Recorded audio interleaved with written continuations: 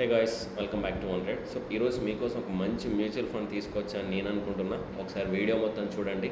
Video మొత్తం చూసి మీకు పర్ఫెక్ట్ మ్యూచువల్ ఫండ్ అంటే అది కొత్తగా వస్తుంది అన్నట్టు. ఇంకా June 2 అలా ఓపెన్ అయింది. డీటెయిల్స్ చెప్తా. June 2 ఓపెన్ అయింది. June 16 వరకు ఉంటుంది అన్నట్టు. ఈ మధ్యలో మనం స్టార్టింగ్లో ఓపెన్ చేసుకున్నప్పుడు ఏంటంటే NAV వాల్యూ 10 రూపీస్తో స్టార్ట్ అయ్యింది. ఏదైనా మ్యూచువల్ ఫండ్ స్టార్ట్ అయ్యేది. సో మనం తక్కువలో ఉన్నప్పుడు తీసేసుకుంటే ఫ్యూచర్లో ఈ NAV వాల్యూ పెరిగే కొద్దీ మనకి ఎక్కువ వాల్యూ క్రియేట్ అవుతుంది. సో దీని గురించి మీరు స్టడీ చేయండి. స్టడీ చేసిన తర్వాత మీకు నచ్చితేనే దీని గురించి అర్థం చేసుకోండి. సో బేసికల్గా దీని పేరు ఏంటంటే mutual fund name Tata Nifty mid cap 150 index fund. So first దీని గురించి మాట్లాడారు. టాటా అనేది టాటా వాళ్ళు ప్రొవైడ్ చేస్తున్నారు దీన్ని. ఇవి టాటా వాళ్ళ ఫండ్ హౌస్ అన్నట్టు. నిఫ్టీ అంటే నిఫ్టీ 50 మీకు అర్థమైంది కదా. నిఫ్టీ స్టాక్స్ నిఫ్టీ 150 ఇది. మిడ్ క్యాప్ రేంజ్ అన్నట్టు. సో బేసికల్గా large cap, mid cap, small cap ఉంటాయి కదా. సో 1 to 100 లార్జ్ క్యాప్ వేసేసుకుంటే 101 to 250 మిడ్ క్యాప్ అన్నట్టు. ఈ 101 to 250లో ఉండే స్టాక్స్ పైన ఈ ఇండెక్స్ ఏదైతే ఉంటుందో నిఫ్టీ మిడ్ క్యాప్ ఇండెక్స్ ఏదైతే 150 ఇండెక్స్ ఉందో దానిపైన ఇన్వెస్ట్మెంట్ చేస్తారు అన్నట్టు వీళ్ళు. సో లైక్ ETF అన్నట్టు, కానీ దీన్ని మ్యూచువల్ ఫండ్స్లో లిస్ట్ చేసేసుకున్నారు. సో మీకు అర్థమైంది కదా ఎందుకు మనం బేసికల్గా ఈ 150లో ఇన్వెస్ట్మెంట్ ఎందుకు చేయాలి అనంటే, నా పర్స్పెక్టివ్లో ఇదేంటంటే ఒక సెక్టార్ పైన ఫోకస్ చేయట్లేదు. అంటే 101 to 250 అంటే 150 స్టాక్స్ ఉంటాయి. 150 ఇండివిజువల్ కంపెనీస్ అయి ఉండొచ్చు, కొన్ని మిక్స్డ్ కంపెనీస్ ఉండొచ్చు, కొన్ని మిక్స్డ్ సేమ్ బిజినెస్ మోడల్స్ అయి ఉండొచ్చు, కొంచెం సేమ్ థీమ్స్ అయి ఉండొచ్చు, లేకపోతే కొంచెం సేమ్ వర్క్లో ఉండొచ్చు అన్నట్టు. ఇంకోటి మిడ్ క్యాప్ గురించి మాట్లాడితే, సో బేసికల్గా ఒక లార్జ్ క్యాప్ ఎక్స్పాండ్ అవ్వడం అనేది చాలా కష్టం అన్నట్టు. మిడ్ క్యాప్ ఎక్స్పాన్షన్కి ఈజీ ఉంటుంది. Mid and small cap for example DMart ఉందనుకోండి. డీమార్ట్ ఫస్ట్లో ఎక్కడో ఒక సిటీలో స్టార్ట్ చేశారు, ఏదో ఒక హయ్యర్ సిటీలో, పెద్ద సిటీలో. ఆ తర్వాత డీమార్ట్ ఏమైంది, ఆల్మోస్ట్ ఒక విలేజ్కి రీచ్ అయినట్టు, ప్రతి డిస్టిక్కి ప్రతి మండల్కు వచ్చేసింది. అంటే వీటి ఎక్స్పాన్షన్ గ్రోత్ అనేది తగ్గిపోవాలి, ఆల్రెడీ రీచ్ అయిపోయింది అన్నట్టు. అంటే ఒక 100 సిటీస్ ఉంటే 90 సిటీస్ వరకు వచ్చేసారు, ఒక 10 సిటీస్ పెండింగ్ ఉన్నాయి. For example DMart.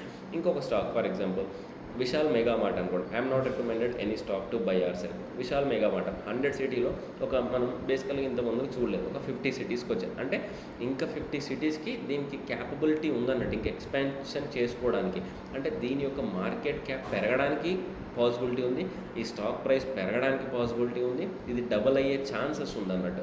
అందుకే లార్జ్ క్యాప్తో కంపేర్ చేస్తే మిడ్ అండ్ స్మాల్ క్యాప్స్ అనేవి డబల్ అవ్వడానికి చాలా ఈజీగా ఉంటుంది, కొంచెం బెటర్గా ఉంటుంది. వాళ్ళు బెస్ట్ పర్ఫామ్ ఇచ్చారంటే లార్జ్ క్యాప్ కంటే మిడ్ అండ్ స్మాల్ క్యాప్స్ ఈజీగా డబల్ అయ్యే ఛాన్సెస్ చాలా ఎక్కువ ఉంటాయి. సో దీనికి ఫస్ట్ పాయింట్ అది మనం ఎందుకు చేసుకోవాలి అనేది. నెక్స్ట్ డైవర్సిఫైడ్ పోర్ట్ఫోలియో అంటారు దీన్ని. ఒక డైవర్సిఫైడ్ 150 స్టాక్స్లో ఇన్వెస్ట్మెంట్ చేసేస్తున్నాం ఇండెక్స్లో అంటే డైవర్సిఫైడ్గా ఉంటుంది. ఆ తర్వాత mid cap companies exhibit high growth attributes in the past since the business models still offer room for the growth expansion. As we discuss మనం మాట్లాడినట్టు వీటి గ్రోత్ ఎక్స్పాన్షన్ ఉంటుంది, చాలా ఎక్కువగా ఉంటుంది, కాబట్టి ఇది మనం ఫోకస్ చేయొచ్చు. ఆ తర్వాత ఇంకొకటి అపార్ట్ ఫ్రమ్ దాట్ ఇంకొకటి ఎక్స్పెన్సివ్ రేషియో. ఇండెక్స్ ఫండ్లకి ఎక్స్పెన్సివ్ రేషియో అనేది తక్కువ ఉండడం వల్ల లాంగ్ టర్మ్లో మంచి రిటర్న్స్ వచ్చే ఛాన్సెస్ చాలా ఎక్కువ ఉంటాయి. మరి దీంట్లో ఎవరెవరు ఇన్వెస్ట్మెంట్ చేయాలి? ఈ మిడ్ క్యాప్ 150లో ఎవరు ఇన్వెస్ట్మెంట్ చేయొచ్చు అంటే, ఫస్ట్ వన్ ఎవరైతే ఇన్వెస్టర్స్ డైవర్సిఫైడ్గా చూస్తున్నారో, డైవర్సిఫైడ్ ఉండాలి, నా పోర్ట్ఫోలియో రిస్క్ ఎక్కువ ఉండకూడదు, అన్ని స్టాక్స్లో ఇన్వెస్ట్మెంట్ చేయాలి, ఎలాంటి థీమ్ మిస్ చేసుకోకూడదు అనే వాళ్ళు ఉంటారో వాళ్ళు దీంట్లో ఇన్వెస్ట్మెంట్ చేసేసుకోవచ్చు ఒక వాళ్ళు. నెక్స్ట్ ఎవరైతే హయ్యర్ గ్రోత్ సెక్టర్ ఎక్స్పెక్ట్ చేస్తున్నారో, చెప్పే కదా మిడ్ అండ్ స్మాల్ క్యాప్లోనే హై గ్రోత్ ఎక్కువ ఉంటాయి, లార్జ్ క్యాప్లో కొంచెం స్టేబుల్గానే ఉంటుంది మార్కెట్, దాంట్లో మూమెంట్ కూడా చాలా తక్కువ పర్సెంటేజ్లో మూవ్ అవుతుంది స్టాక్, హై గ్రోత్ ఎక్స్పెక్ట్ చేసే వాళ్ళ కోసం. నెక్స్ట్ ఒక మిడ్ క్యాప్ స్పేస్లో తక్కువ అమౌంట్తో అన్ని సెక్టార్లు కవర్ చేద్దాము అనుకునే వాళ్ళు కూడా దీంట్లో ఎంటర్ అవుతారు అన్నట్టు. మీకు అర్థమైంది కదా. ఒక మిడ్ క్యాప్ సెక్టార్, ఇది మిడ్ క్యాప్ మనం ఎంత 10 రూపీస్ NAV వాల్యూతో ఎంటర్ అవుతున్నాం. 150 స్టాక్స్లోకి 10 రూపీస్ NAV వాల్యూ అంటే వాళ్ళు డిస్ట్రిబ్యూట్ చేసుకుంటారు, మనకు సంబంధం లేదు. ఎవరైతే మిడ్ క్యాప్ మెయింటైన్ చేస్తున్నారో వాళ్ళు చేసేసుకుంటారు. ఈ మంత్ 10, సో ఇలా 10 రూపీస్ ఈ వాల్యూ పెరిగే కొద్దీ మన ఇన్వెస్ట్మెంట్ వాల్యూ కూడా పెరుగుతుంది అన్నట్టు. లాంగ్ టర్మ్లో మంచి గోల్స్ రీచ్ అవ్వడానికి, వాళ్ళ పోర్ట్ఫోలియోని మేనేజ్ చేసుకోవడానికి, సో లాంగ్ టర్మ్ వాళ్ళ గోల్స్ రీచ్ అవ్వడానికి ఎవరైతే అనుకుంటారో వాళ్ళు. నెక్స్ట్ ఇక్కడ కొన్ని స్టాక్స్ ఆల్రెడీ ప్రీవియస్గా ఉన్నటువంటి మిడ్ 150 క్యాప్స్ ఎలా రీచ్ అయ్యాయి, వాటి పర్సంటేజ్ ఎంత, వాటి గురించి మనం మాట్లాడుకుందాం. So Mirae Asset mid cap చూసేసుకుంటే దాని న్యాయ వాల్యూ ప్రజెంట్ 21 ఉంది 10 రూపీస్ నుంచి. 1 ఇయర్కి 12.12%, 3 ఇయర్స్కి 27% చేసింది. ఆ తర్వాత ఐసిఐసి ప్రుడెన్షియల్ మిడ్ క్యాప్ 22 ఉంది న్యాయ వాల్యూ, 12.36 1 ఇయర్ రిటర్న్స్ ఇచ్చేసింది, 27.26 3 ఇయర్స్ రిటర్న్స్ ఇచ్చేసింది. Next Nippon India ETF Nifty mid cap 150 220 అయింది న్యాయ వాల్యూ చూడండి, 220కి వెళ్ళిపోయింది ఆల్రెడీ. సో 220కి వెళ్ళిపోయింది.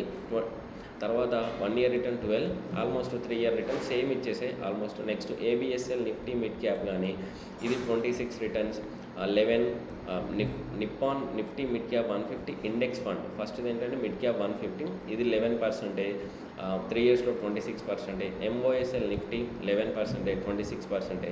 ICICI Prudential Nifty mid cap 150 index 11% 26%.